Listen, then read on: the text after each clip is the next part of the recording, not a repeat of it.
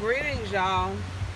So, I am Miss Victorious, and I chose to do a video in my truck because I knew my children was going to either make noise, come bother me, or however, they always interrupt. But I saw that, within our group, that it's about encouragement, sharing testimonies, and all that awesome stuff.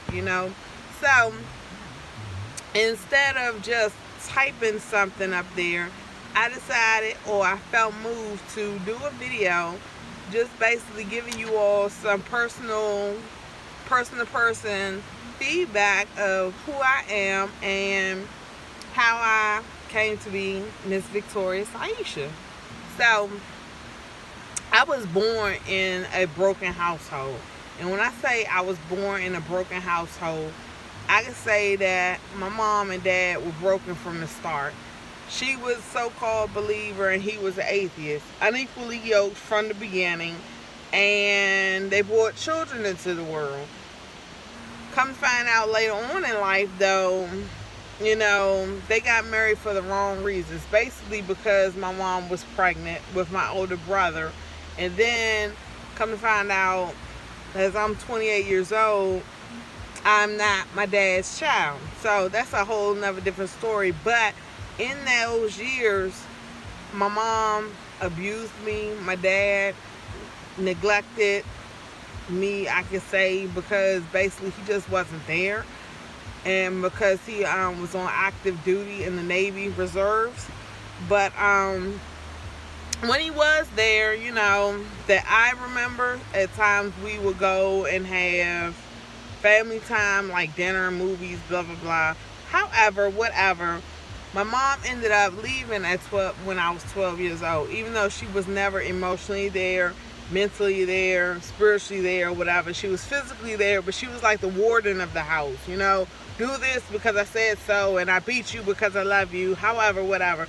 But God, and it's wild because at a young age, I would have visions of things. And my very first vision was of my brother getting beat up because we moved from PG County to Northwest DC. So I was raised in Washington, D.C., Northwest, but also had the upbringing of Southern hospitality in North Carolina during the summer times. Now, my first vision that I remember was of my brother getting beat up in our neighborhood because he was different. He wasn't like the neighborhood guys that hung out on the streets, that did drugs, sold drugs, whatever.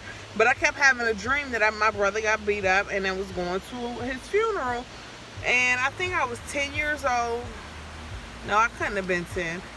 He was in high school and I'm like 18 months behind him. So, however, we had got a phone call stating that he had got beat up and he was at the hospital. So when they brought him home, I felt this hard, like sharp pain in my chest and fell backwards. And that was like the first time ever that I was like, wow, a dream that I had came true. Now, I didn't understand about the gifts of God and everything of that nature. But as I got older and sat under a pastor or an apostle that was fully equipped with the Holy Spirit, she taught about angels, prophecy, vision, and all that other things. And basically how when you are sensitive to the Spirit, but not yet under Jesus Christ, then the enemy can show you things along with God. So, however, that's part of it. Well, from 12 years old until now, and I'm 40, I have basically been raised by the grace of God.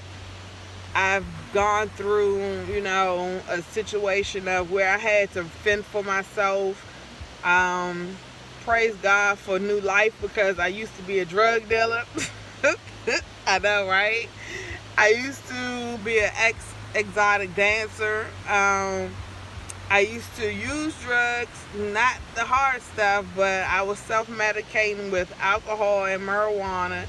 I experienced with what is it, boat or dippers as they call it or whatever. But that wasn't me.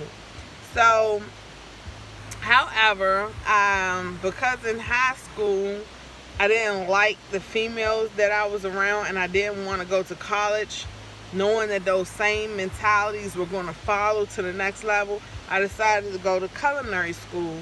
And throughout life, I've survived 21 car accidents. Yes, 21. One of them at 15, I had to have 21 stitches right here in the middle of my face because the glass had cut it. And my very first one was, I was 2 years old and my mom tried to kill me, and I went head first into the windshield. And then at 6 years old, I got hit by a car. And through that, I actually lost my memory, had to learn how to walk, talk, eat, function, all of that stuff all over again. But I never regained my memory. So in 34, after I had my daughter, or even while I was pregnant with my daughter, my whole inner being was being destroyed. And after I had my daughter, I went back to a 6-year-old on the inside. Now, many people will lose their mind, they will lose their being and everything. But God is so awesome that He allowed me to keep on functioning, even though everything inside of me was like, what the heck is really going on? God, hold up. Where these children come from? Hold up.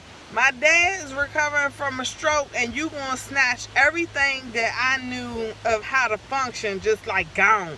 So over these 6 years, I've had to pray to God to be shown how to clean my bathroom over again.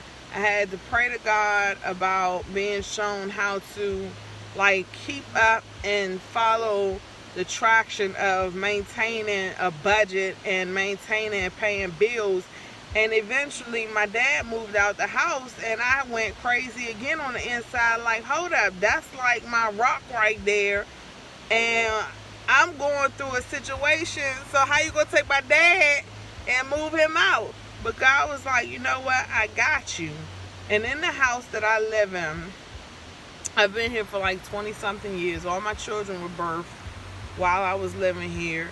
And this is the house where my mom basically tried to kill me from birth or conception until when we moved to DC.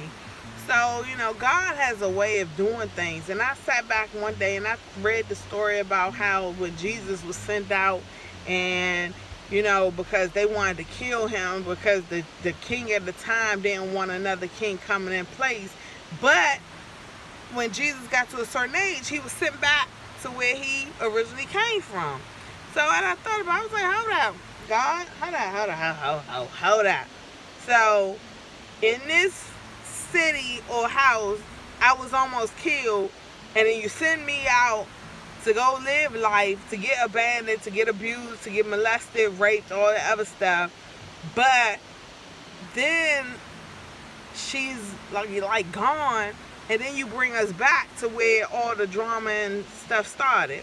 I didn't understand it, but God showed me. He would take you to a place where he wants you to possess the land. Not just to have ownership of the land, but when you get a hold of his word and in relationship with him, he will send you to a place to say, look, this is where I want you to bring my glory. This is where I want you to start touching people, and tell them where your life came from, to start turning people around. So I'm not going to go all into that, but when I moved out here, I was a trip. I didn't have no children, but I was clubbing, all that other stuff, doing dumb stuff, and smoking weed and running the streets and things of that nature, however, whatever. But this is where I experienced to survive a lot of stuff, even domestic violence and all of that. And just one touch from God somewhere along the line. Actually, when I was a little girl, an angel visited me, and to that day, that angel stands guard around us. And I'm just saying, I found in sitting under that good word of Apostle Betty Peoples that when you become connected to God and God reveals his purpose to you for your life to bring him glory, the devil cannot take you out. The only way you get taken out is if you decide that you don't want to follow God's footsteps. Now, granted, God has allowed me to have a lot of gifts and a lot of talents, but my thing is, because at first I wanted a cafe or something like that because of my culinary degree, but because of all the accidents, I have like a permanent crook in my neck. I have a shifted hip, nerve damage, swelling in the back from 2 epidurals, and then just like issues with my shoulders and stuff from the accidents. But Jesus.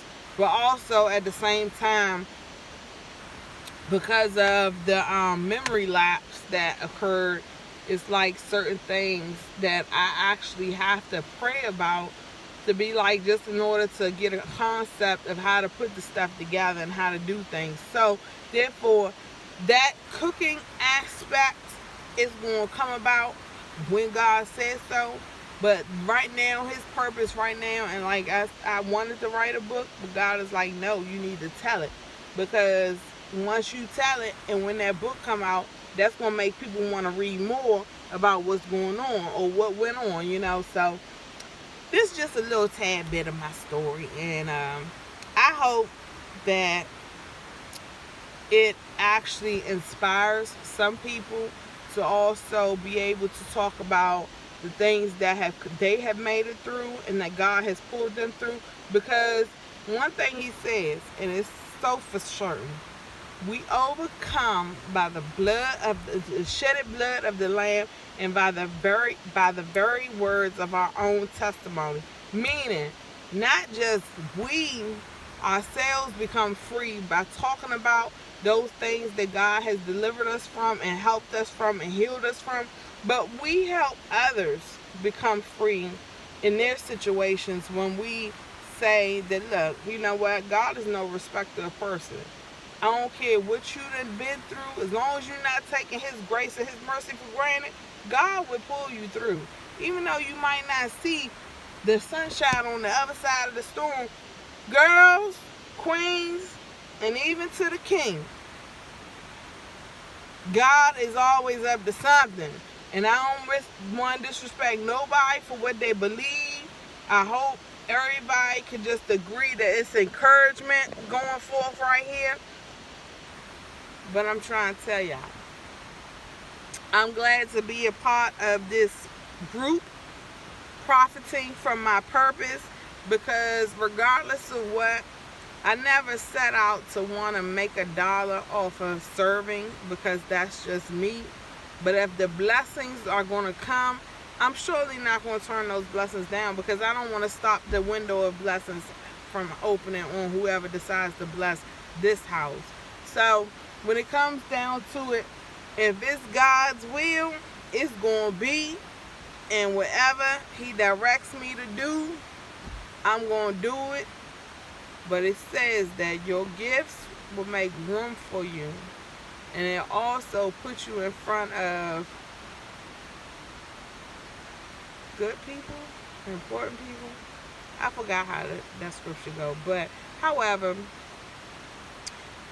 it was nice to introduce myself and to tell y'all a little bit about myself. I hope that it blesses somebody. And I pray and thank you all for the opportunity. And thank you, Mrs. Stephan, for this opportunity to come into a community of beautiful women, like-minded women, and also purpose-filled women.